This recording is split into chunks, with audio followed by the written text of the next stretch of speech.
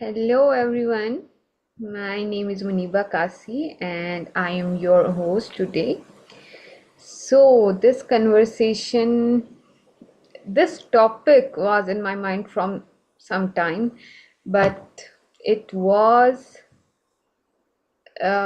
inspired by an article. I invited the host, but because of this, I don't know, internet outrage or electricity outrage is not available.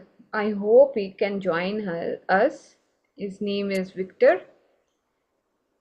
So about my topic, it is what do women brings to the table? It is about um, an article. My wife told me what women bring to the table. I had problem with it.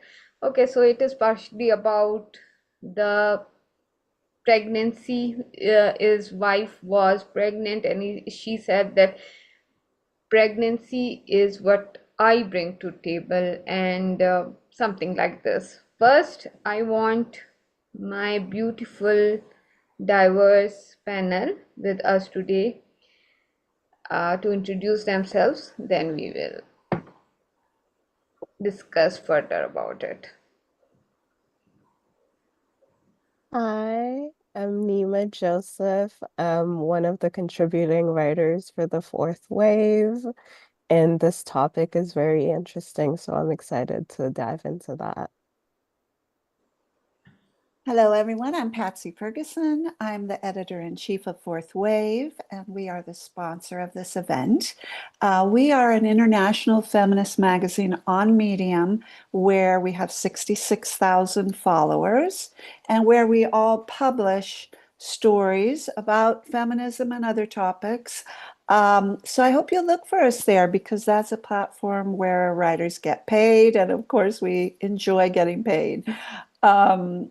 And I'm very happy to be here. I love this activity and I love communicating with women from all over the world. I feel that this is something I don't get anywhere else in any other media, this type of range of perspectives. So I'm so happy to be here. Thanks for hosting, Muniba.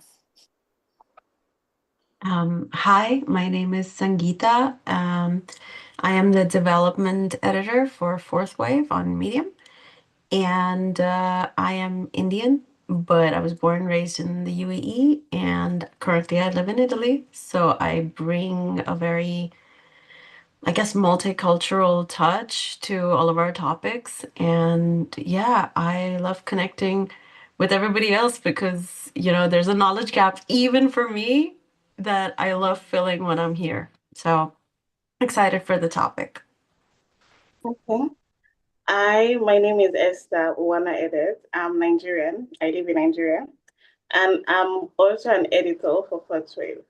I'm very excited to be here. Thank you so much. So, our author write very beautifully that a woman is larger than her biology. Uh, I I disagreed in some points of him, but mainly my focus is in not everything is about pregnancy or the women who can't be pregnant. They are women, they are human too, because in our South Asia, they think if women can't get pregnant, she is some kind of cow, and like they don't care about her. And whenever, like when I get married, and I gone through a infertility phase in my life because of my fibroid. It was so huge that no one, like many doctors said I can't be pregnant. Now I have a daughter and I call her my miracle baby because of this, because I because of no treatment I conceived her. So this is very big thing for me, but in this period it was only 2 years time period when I was not pregnant, but everyone was telling my husband that please go get married because she can't give you child, so she like some kind of she's useless. So uh so that's why this topic is very close to my heart. Women is more than our biology because of this. So my first question is, why do you think women across different culture are still asked to justify their value, anything like pregnancy or something else, in ways men never are? Like they never ask men about their value.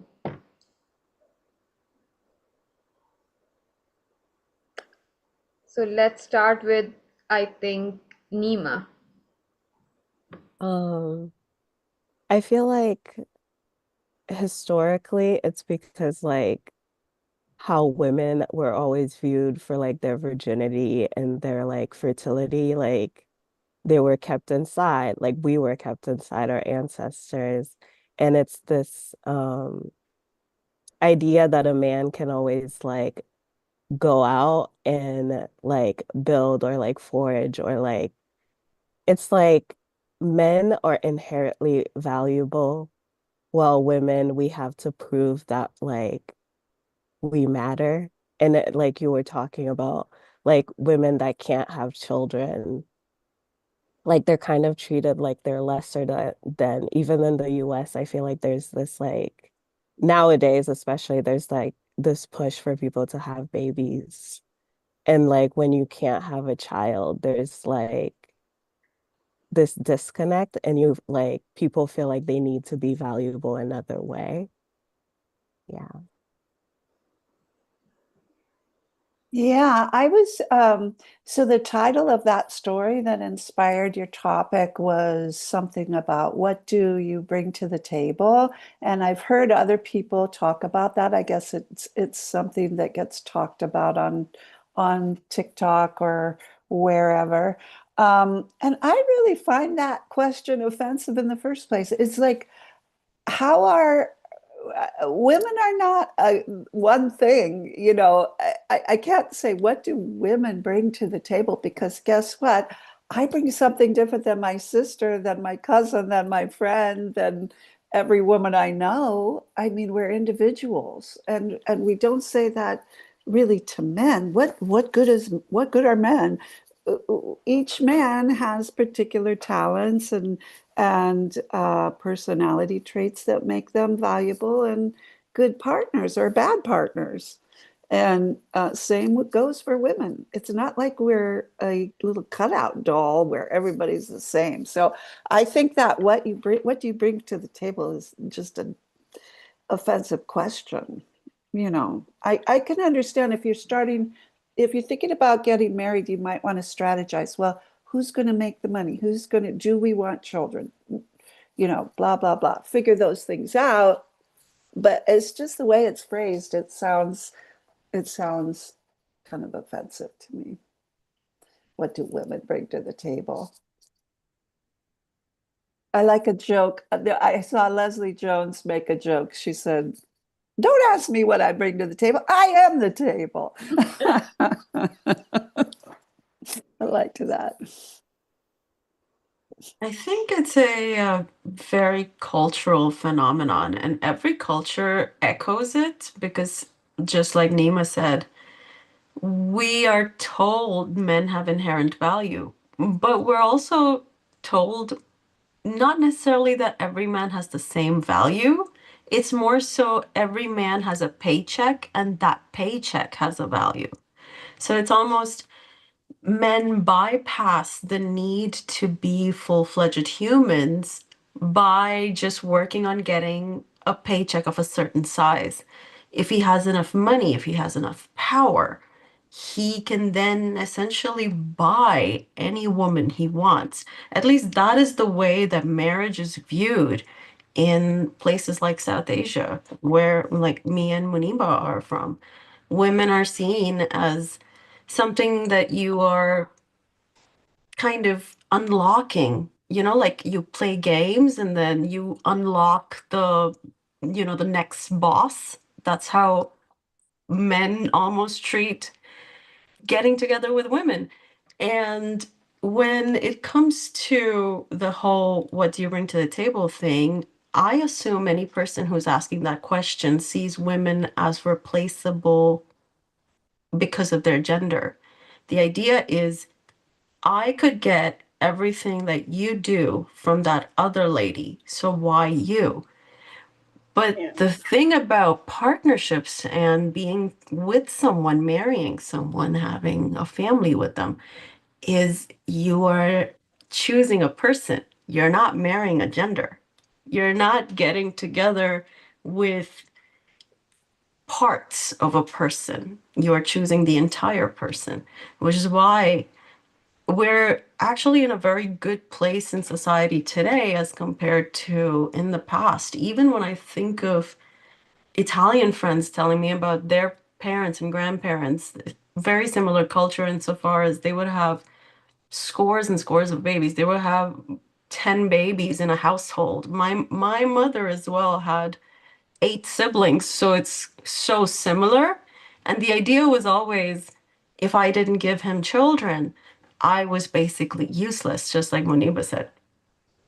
I feel like I agree with the idea that Victor had that we shouldn't be reducing women to just giving birth or not giving birth, but the entire argument is reductive. You've condensed me as a human being, as a complex person with an entire personality, with talents, with skills into this gender. And now you're saying, tell me what does any person of your gender bring and why we should invest in you. It's kind of like being, on the shark. I don't know if that's the show name, but it's like all these people bring a kind of an idea and go like, Yeah. hey, give us money. And they're like, why should we give you the money? There's like 5 people out there. Nobody wants to audition for love. You deserve love regardless, right? And so, yeah, I'll kind of stop here. Okay. Just like Nima and Sangeeta have said, the question is historical.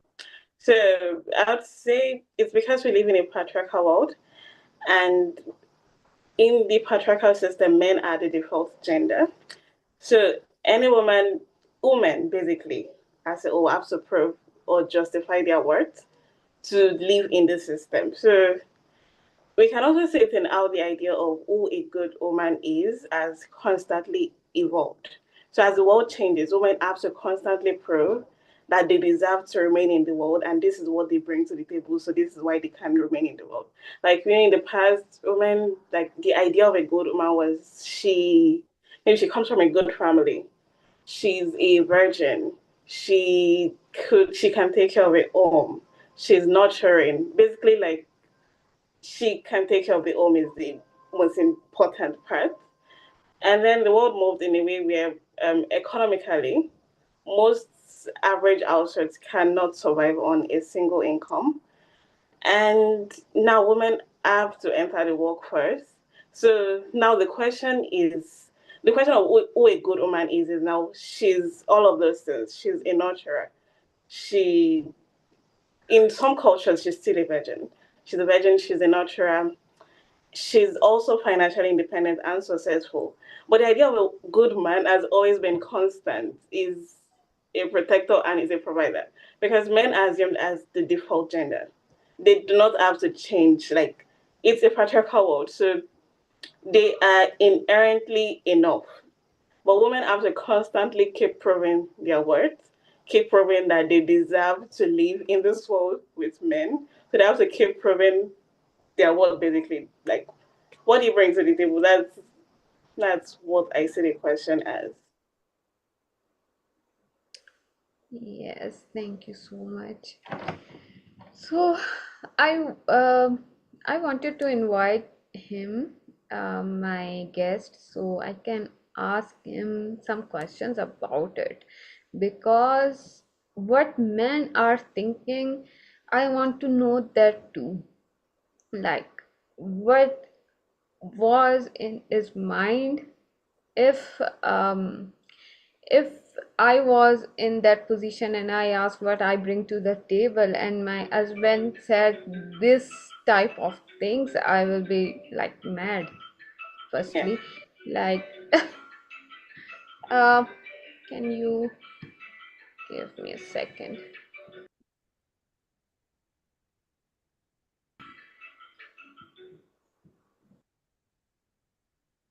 Patsy, can you talk for Sure, 2 minutes? sure. Well, I think the second question that you had sent us had to do with reducing women to their fertility. And what was the question? I have my answer. I wrote it down, but I didn't write down the question. But does anybody remember what she sent us the questions beforehand? And let me see, I can find it. Hold on. She says, mhm, let's see. Who decided that a woman's body should determine her worth, and why do we still accept it? So let me ask that question. Who decided that a woman's body should determine her worth, and why do we accept it? And let's go to Nima first. Or actually, Muniba, you're supposed to be first. I am sorry, I have No problem. daughter, so that's why I am always active. So she is only 7 months old, so Understandable. Woman's worries. Go ahead. I just read the second question that you had provided us with, which is who decided a woman's body should determine her yes, worth, and why do we yes. accept it? Yes, I think in South Asia, like, it is not only, I don't know where it started, from this thing that we decided, l- like men decided, or sometimes women decided this, because in South Asia there is large part of people are living with their mother-in-law, or they are joint family, if someone hear about it.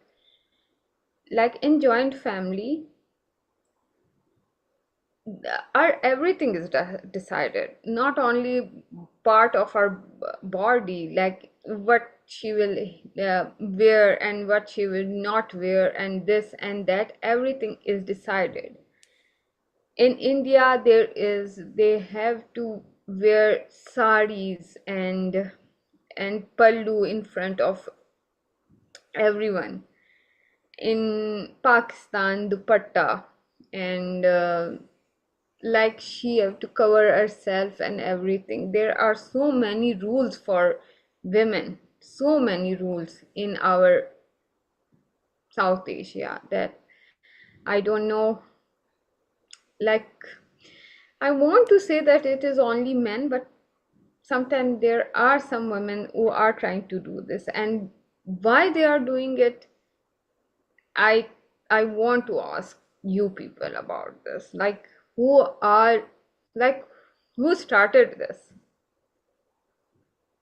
I agree with you that it's like men started it. Like it's the patriarchy. Like they have always been the ones that make the world a better place. Yeah. But what you were saying that really interested me is like other women playing a role in keeping us like in the bubble. It's like they were born in this cage and they learned to navigate it. Like our mothers, like our grandmothers, they learned like this is how I survive. And like growing up in Haiti, I grew up in a household full of women and they kind of just like expect you to do what they did. And if you're not doing that, there's potential for danger.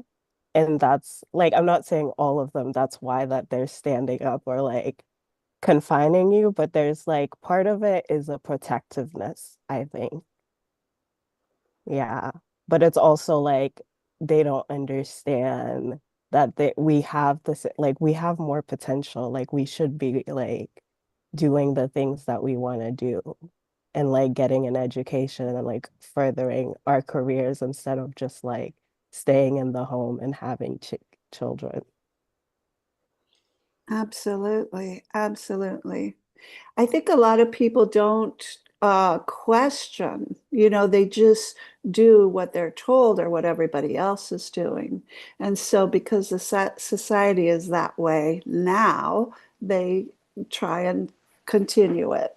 Um, I, as an American woman, really had no idea about joint families and what the situation was, how women often are treated in India until I started interacting on Fourth Wave with Suma Narayan, who's our poetry editor. And she described getting married, moving from her very progressive household where she was going to college and reading and this and that, into her husband's household, which was far away.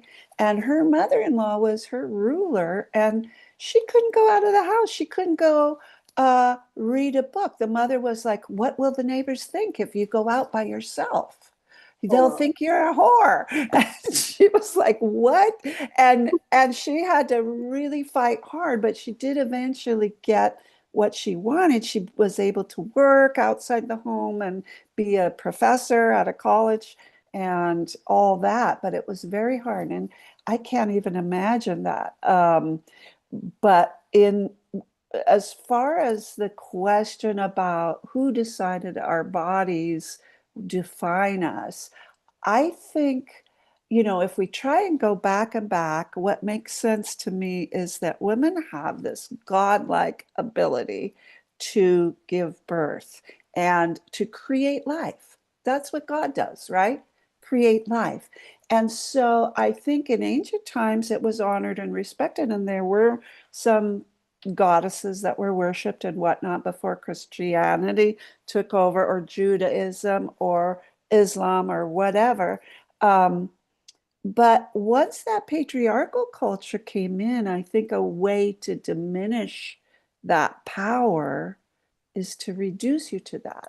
Because otherwise, we're so powerful. We are so powerful. And if you acknowledge the truth of that, you're raising us up.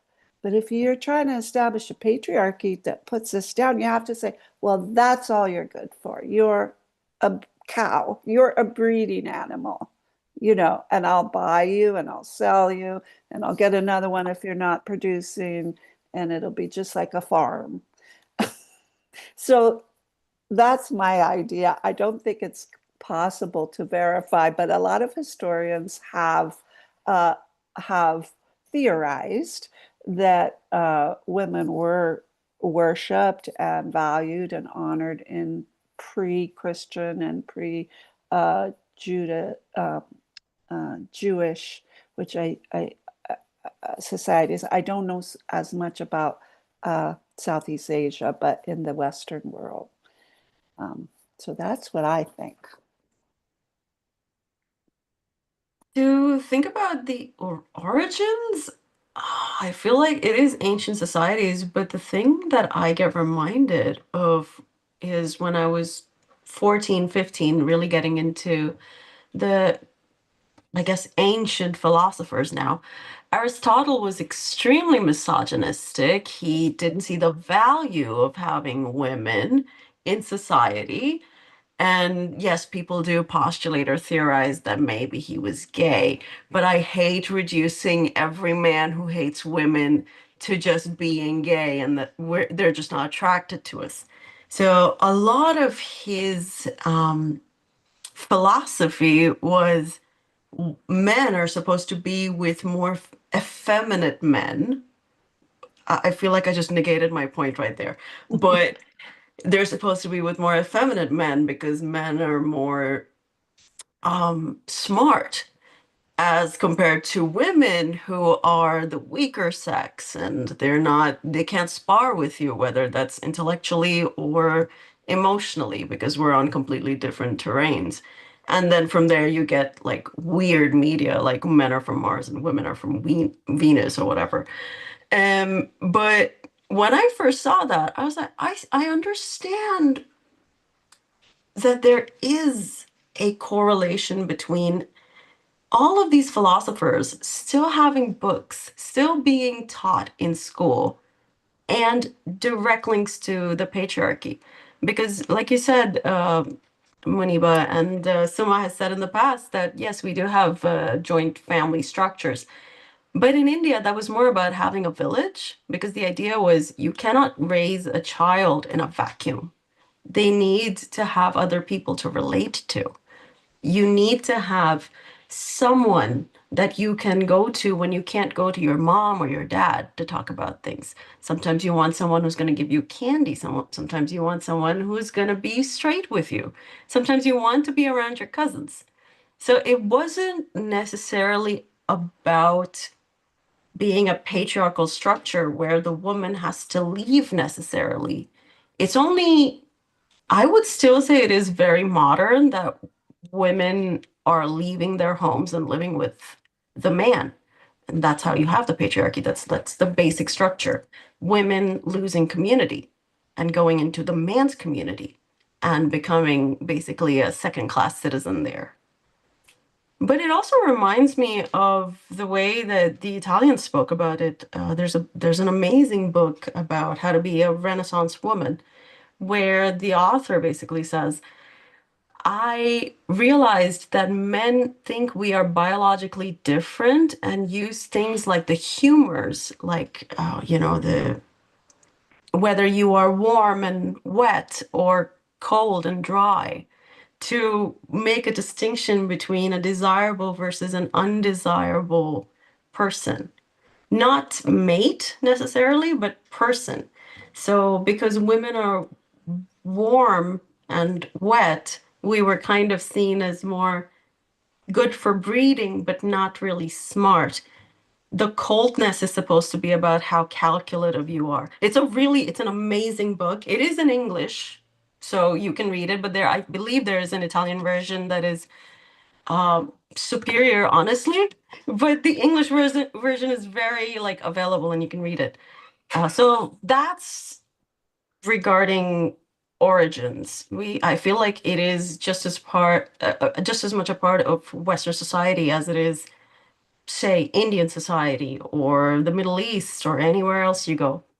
But why the body, I feel, is because if you have this structure where you're saying, well, women are not smart anyway, you're not helping them become smart either, right? You're not giving them any tools to interact with you. You keep them in cowed subjection. If you continue keeping women in cowed subjection, they're not going to be people you can have discussion or debate with at the lowest level.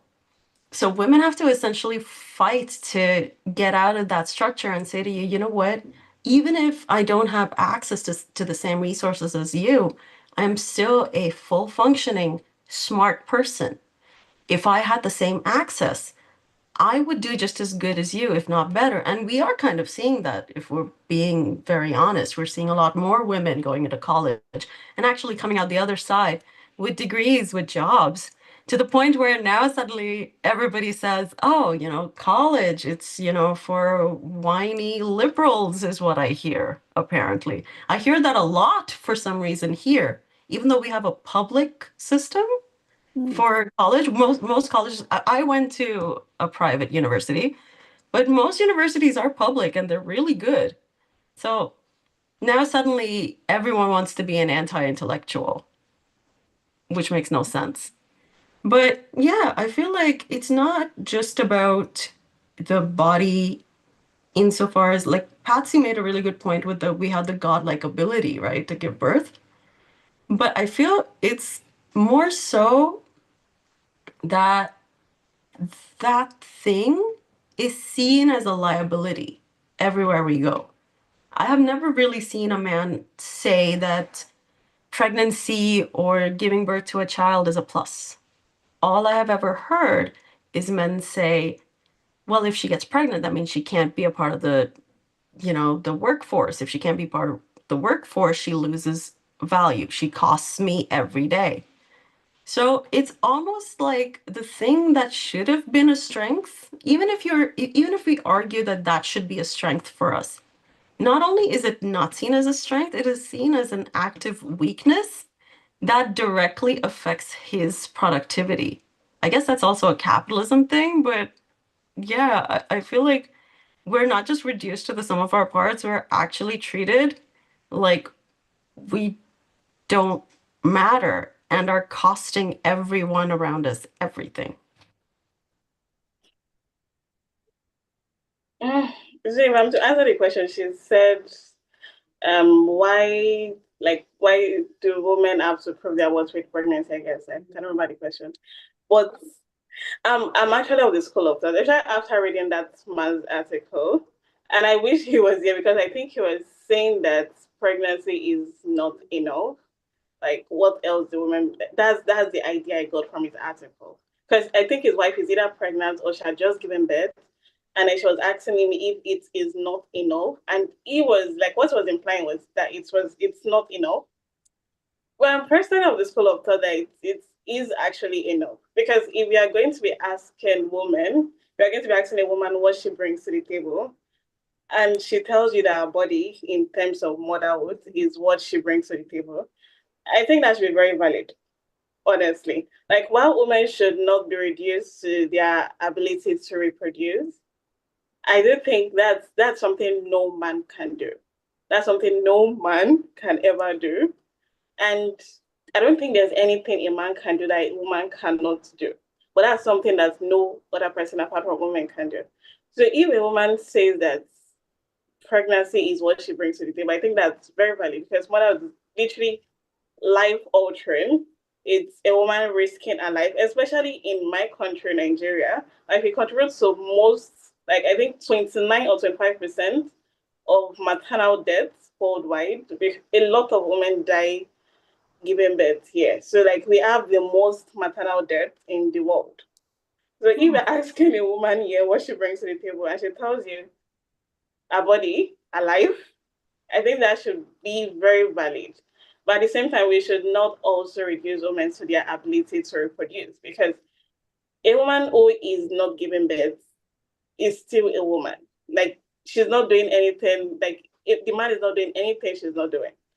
She can work, he can work, she can provide, he can also provide. So I don't see why she has to bring something special to the table just because she's a woman. Like, her being a human being should be enough, in my opinion. Yes, thank you, Anna.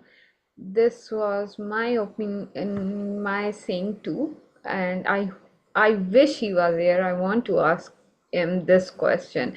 Like, if he was my husband, there will be some kind of fight between us. Yeah. I'm giving birth. Just said. My phone is about Okay. to go off. Sorry. Oh, Uh-oh. Yeah, I think she said her internet was about to go off her. I think she's gonna try to fix it. Okay. Okay. okay. So, other question or stories in my South Asia, in Pakistan, in India too, mother-in-law go and seek daughter-in-law, like wife for his very good looking or something like that, very great son. So you have to look everything. She made sure to look everything. So my auntie was going to Rishta, this called Rishta, for his son, And she said, no, I don't like her. And when I told her what she is, like very educated person, just no, she had smaller hips. I said, Oh, what? And she said that yes, the women with smaller hips are cannot give birth to many babies.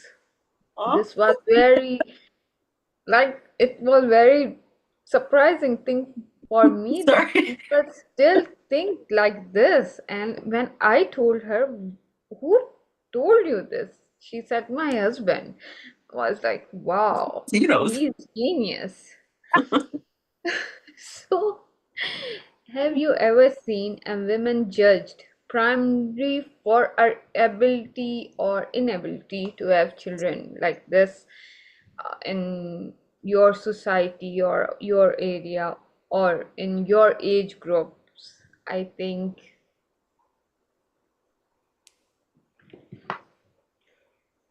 I don't know, like these kind of things are very surprising.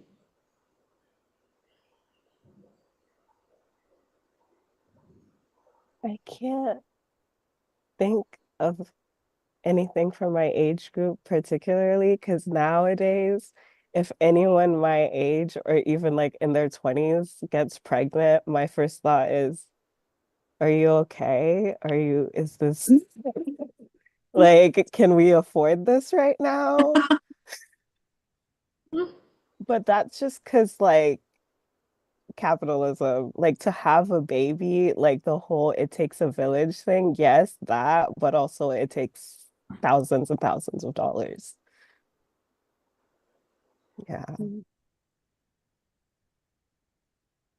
Yeah, I don't notice it in the United States so much, although the right-wing pundits are complaining that women aren't having babies, and they've made it much harder to get an abortion, like it's illegal in many, many states. I think the majority of states, not in my state, California, but who knows? So it's not valued in the same way. And I mean, I have a lot of thoughts about that as far as if they want us to have babies, let's have free childcare, let's have free, yeah. food, let's have free health care, let's have, etc.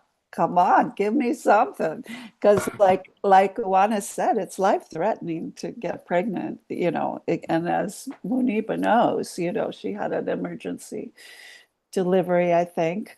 So, so not so much getting judged on that, I don't think in my culture, although I live in a very liberal community. So it might be different in conservative places. But I got intrigued by a couple of things Sangeet just said, and I just wanted to respond to them. One was she talked about how we weren't given opportunities, like we were kept out of school, women, for the longest time, and then people would say, "Oh, women are stupid," and I can't debate with them. Well, that's because you never taught us how to read or whatever.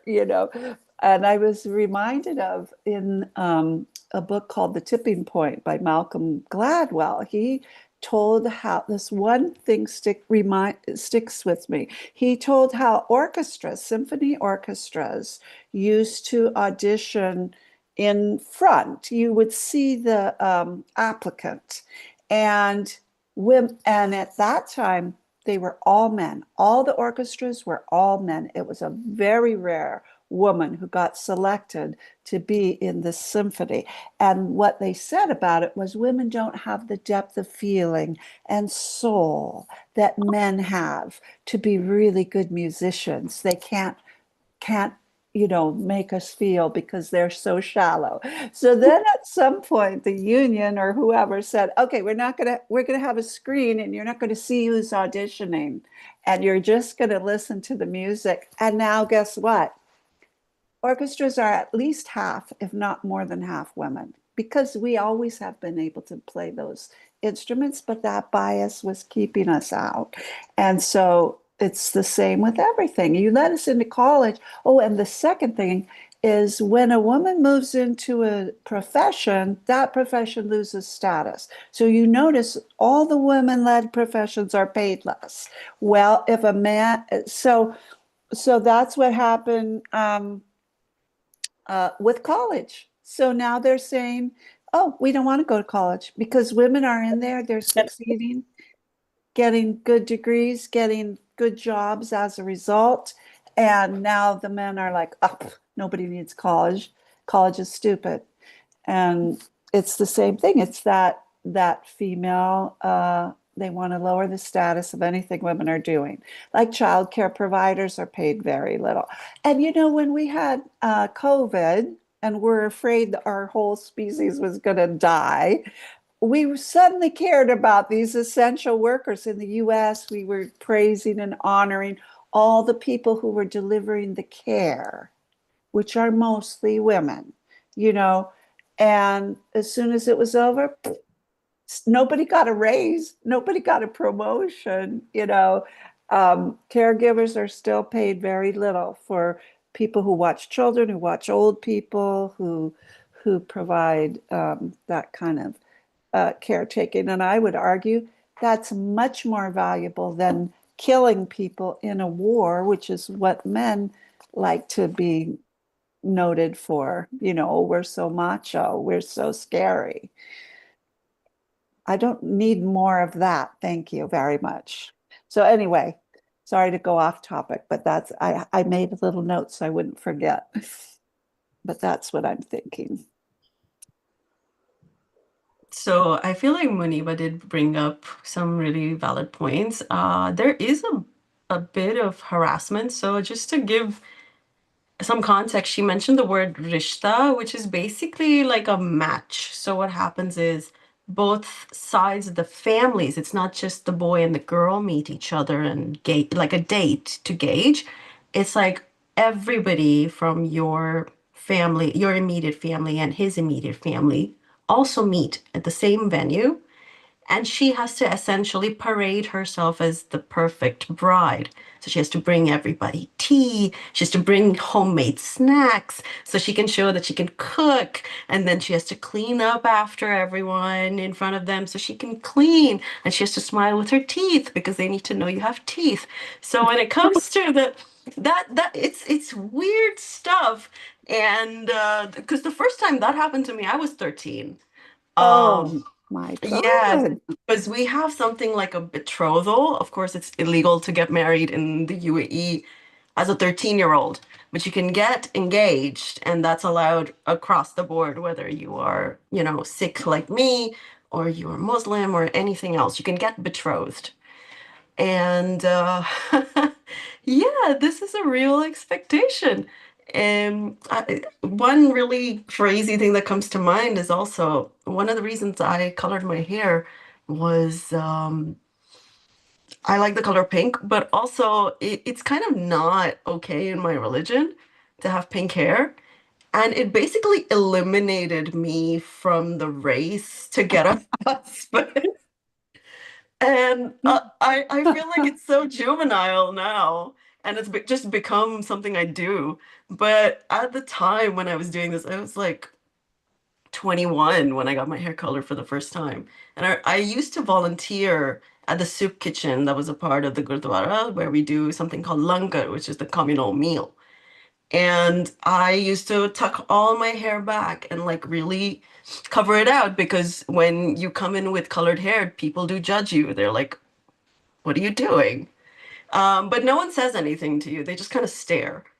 And so I remember meeting this woman. She wanted me to meet her son because apparently after our conversation, she was like, this could be my daughter-in-law. And I remember they just came, somehow someone at the Gurdwara told them where I live, and they just kind of showed up. And my father was like, there's a woman. She wants to see you, and she's come with her husband. They didn't bring the guy, thank God, but yeah, they just came. And basically, my dad was like, "Do you want to like do the audition?" I mean, I'm calling it an audition for the sake of making it make sense in English, but like, do you want to do this? And I was like, I'm just gonna come out and say hi. Just watch her face. And I came out with pink hair, and she just went like, "Oh, it was so nice to meet you. I was just telling your father you're such a great volunteer. Okay, see you at the Gurdwara. Bye." And it was that's what I wanted. So mission accomplished. That's like an Indian Sikh, so to some extent also Pakistani, like a South Asian thing. But here, and in my age group, it is funny because dating apps, I use dating apps a lot, and I'm sure I feel like that's a very um completely different cultural thing and a very weird network to be a part of, to be on dating apps, because not everybody's, okay. And a lot of people would write, I'm looking for someone of this height. And this, like, if you're fat, swipe something. I feel like swipe left. It's been years since I've been on a dating app, so I can't remember. And some people would have bios that say something like, not looking for drama. And then all of their pictures are them with fish, because I think women are looking for men who can fish. The whole provider thing, right? Like, I don't know, but this is like a very like Western thing, and it was a culture shock for me because we have something called matrimony sites where you kind of like shadi.com or something like that. Shadi is like marriage, wedding, I think. Shadi.com. And you put in like, but you put in kind of like a CV almost. It's like a LinkedIn to get married. Like, I want the job of being your husband. And there too, you can actually put in for both genders. You can put in like a range of how much the person earns and a range of the age that you're looking for. And it's very similar to dating apps in that way. You can put in an age group, obviously not earnings, but you can put in an age group and, of course, the mile radius for where the person's located. But with the shadi.com, you can do it for everything, whether they're bald or not, whether they're skinny or not, whether they work out, hobbies, earnings. You can also filter out certain professions. And when I saw that, because my sister was on the site when we were younger, because every Indian person, this is a rite of passage, you get on the site. I'm not on the site, but I'm like the first person during the age of the internet who's not been on shadi.com. And it was the strangest thing. But yeah, there's real expectations from people to bring things to the table. Of course, for men, I guess um, fair skin is not what they're looking for. But for the women, they type, oh, we're looking for a light skin person. We're looking for woman with big lips, or we're looking for this size eye. And they will touch you. If they come for the rishta thing, they will touch you and go like to check if you have, or they'll ask you to smile because they want to see if you have teeth, and they'll ask you to wear like open toe sandals so they can see that you have toes. Oh man. And so I feel like I'm giving everybody a culture. Me and Muniba are giving everybody a culture shock. I'm sorry. It's good. We need to know this. It's good. It's what patriarchy leads to. I mean, there's a continuum, and we need to know every spot on it. Well, I also come from a culture where women are judged based on their ability to have or not have children. My grandma had 10 kids. My mom has 6. And it's not just, especially for us, it's not just kids, it's also male kids. Like, I've been in church where this woman went on the altar to share her testimony that God finally blessed her with a child. But the gag is she has 3 girls.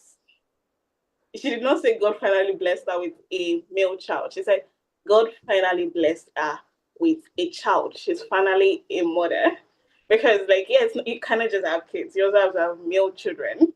Oh. So even if you have like 7 girls, you do not have children yet. You have to keep trying until you get a male child. So Yeah. I had a neighbor who she had like 6 girls, and then her husband left her because she did not have a male child, so she doesn't have a child. So he left her, he went to marry someone else, and he kept having female children. I hope he's still trying wherever he is. But like, yeah, it's not just children. You also have to have male children. And I have a very close family friend, and they struggle with infertility for close to 15 years. They finally had a child last year. And all through the 15 years, like all eyes were on the woman because it's assumed that when a couple is struggling with infertility, the blame has to be on the woman. Nobody is questioning the man. I can remember a book I recommended to Patsy. Patsy asked me for a book to read. I think it was Stay With Me. And it's also about a woman who was struggling with infertility for years, only to discover at the end that her husband was the issue. She had done a lot, including having a goat suck her boobs because we have a lot of traditional things over here. She has drank a lot of concoctions, done rituals, and then she slept with another man, and then she finally had a child. So then she learned that it was her husband who was the issue. So we do have, like, women are very much judged for their ability or inability to have children.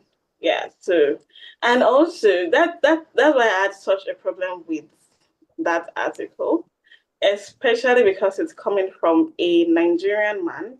Because you cannot just move the goalpost after this woman already had a child. Like, women are judged here for having children. And then she had a child. Now you want to move the goalpost. Like, all of a sudden, it's no longer enough. Like, she has to do something else now. When that is basically our goalpost, that's the biggest goal as a woman over here. So women, like, I have so many women around me who are judged for their ability or inability to have children. Like, you cannot even say publicly that you do not want to have a child. And abortion here has never been legal. Like, there's no one conversations to make it legal. Like, that's not a conversation we are close to having in this country at all. It's very illegal with, I think, maybe 5 years jail sentence if you are caught, and the doctor will have his license revoked. So it's very, very illegal here. It is not a conversation. There's never been legal. Yeah, so I come from a culture where women are very much judged for their ability or inability to have children. And Wow. before Muniba continues, my phone is in 6%. I have to charge it. So I don't know why it's not charging. I have a power bank. So I have to find out why it's not charging. I'm sorry. Okay. All right. Can I just say, I I have also, something to yeah. I just need to say biologically, and you probably all know this already, the man determines the gender, the sperm Yeah. determines the gender, not the Yes. woman. And also, Uwanah, we were worried she couldn't come because Nigeria, the whole country is having a power outage. I mean, we have We to, still don't have light. We still have not yes. light for this. I have I to was just mentioning that, I'm sorry, what did you say? I had to go out to get my things charged because we still do not have light here. Can you tell us just a tiny bit off topic? What's the situation with the electricity in Nigeria right now? We have never had stable electricity, like, right from when I was a child. We, like, anytime they bring, like, we say up NEPA. NEPA, that's the power company. So that's, well, I've never had stable electricity. I've never grown up with stable electricity. Like, I've lived in an area where we did not have light for like years. So not having light is basically normal over here. But in my house, it has actually been improving over the years. But now it's like, since when our current government got into power, it has been going down. And it's not just in our areas, it's actually going down nationally. Like, I think they said we're producing maybe 5,000 something. I don't know what the number is. But now it has gone up to like 3,000 something worldwide. So it's actually going down. Like, so nationally, like, people are not having light anymore. And yeah, even the lives in a place where he uses solar. So he budgeted around 17 billion this year for his lights, just for his house. Because we don't have to have lights in the country, but he cannot do without lights. So the government obviously would have lights, but the citizens do not matter. Well, I've never had stable electricity, so it's quite normal. So you're running right now on generator, or how come you Yeah, have light right now? there's no light right now. We'll on the generator in the night. And that's also a thing because with the war in Iran, like immediately the war started, fuel was around 600 naira, and it has shot up to like 1,500 naira, so like more than double the price.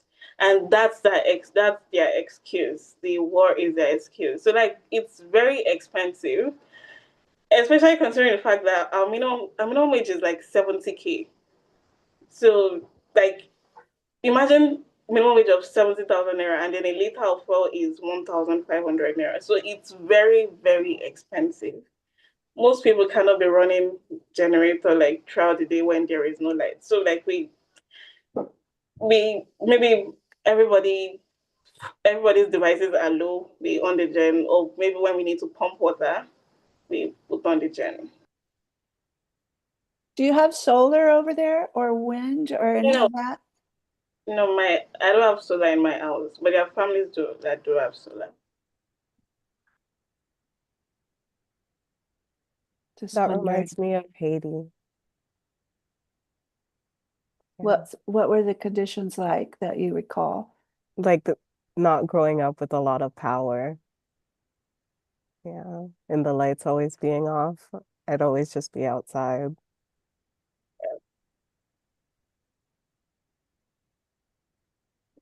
Yeah, because of war, everything here is expensive too. Oil is expensive, petrol is expensive. That's why they say we can't provide electricity. I hope if someone is hearing us, I hope they understand that we don't want war. We need many, many more things. Please provide us this type of thing, not war. We don't I want some. a war in Iran could affect me this badly because we're so far away. I never knew. Mm-hmm. And now Like, that's the justification for everything. Like there's a war going on in the world, so like what you have to also adjust, I guess. And you know when the price of petrol goes up, every other thing goes up along with it because a lot of businesses rely on electricity, and because we do not have electricity, they rely on their generators, so they have to buy petrol. So everything actually goes up. Everything is very expensive now, like 2 times the price of what it was at the beginning of the year. Wow. Yeah.